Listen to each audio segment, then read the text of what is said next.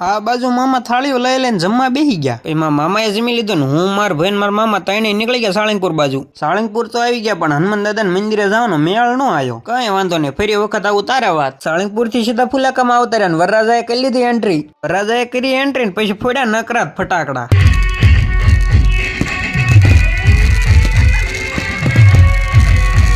Entry પૂરી ના બાજુ સુખાબા આવી ગયા લાકડી હમળવા.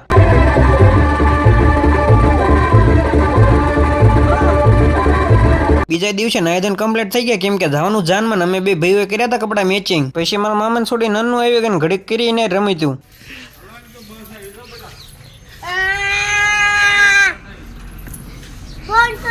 ઘડીકીને યાર રમીતું કરીને પછી નીકળી ગયા જાનમાં. પછી ન્યા સીધા ઉતારે પહોંચી ગયા ને આ બાજુ ચીની બેન રાસ લે હે પર ઘોડો સીધા પછી જો